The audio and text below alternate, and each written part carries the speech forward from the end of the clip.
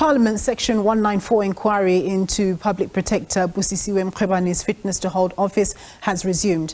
And SABC News reporter Bulelani Phillip has been covering this for us, and he joins us now. Very good afternoon, Bulelani. So what's been heard at the inquiry today so far? Well, good afternoon to you, Nombu, and to the viewers at home. Obviously, today, this has been the third witness that has been called by the legal team of Advocate Busisiwe Mkhwebane. She is Caroline Zulu Sokoni, who is the Ombudsman or Public Protector in Zambia, and also the Treasurer of the International Ombudsman Institute. Basically, her evidence in the main has to be around how countries who are part of the International Ombudsman Institution are actually managing or regulating the institution of public protectors. And now the Advocate Busisiwe, who is representing the suspended public protector, was purely trying to portray a situation where he argues that it is actually, a conflict of interest if the president of a country has the powers to suspend a sitting public protector without the conferment of Parliament. And the witness, who is the Ombudsman in Zambia, was saying that ideally in any country, a public protector should be suspended with the conferment of Parliament. So that was the evidence of the current witness in the main. What is it that we can expect going forward after this witness? Well, essentially, the witness today will be leading evidence up until the end of today, and therefore tomorrow we expect that she will be cross-examined by the evidence leaders, and also members of Parliament will also have a chance to actually give evidence or rather put questions to the witness in terms of the evidence that she's led so far. Of course, she is the third of 8 confirmed witnesses by the public protector.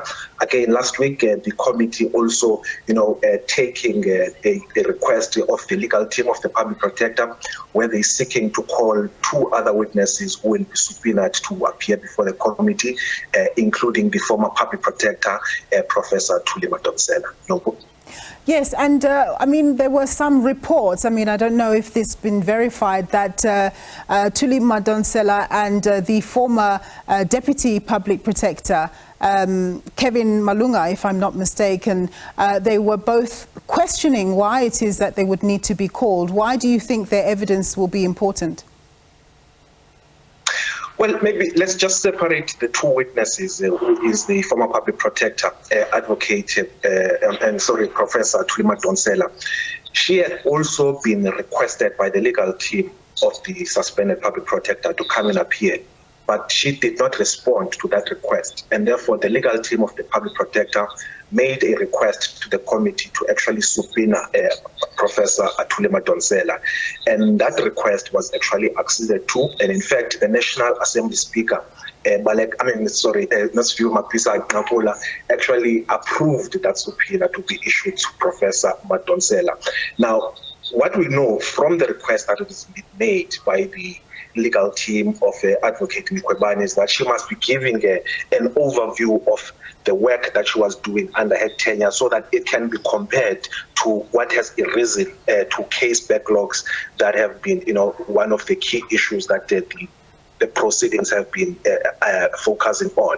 And now I think that call for public protector or former public protector is actually going to try and give the parallels of how Professor Madonsela used to handle their case backlogs, as well as also how she interacted with the State Security Agency, as well as how she actually enlisted external law firms to do investigations on behalf of the Office of the Public Protector.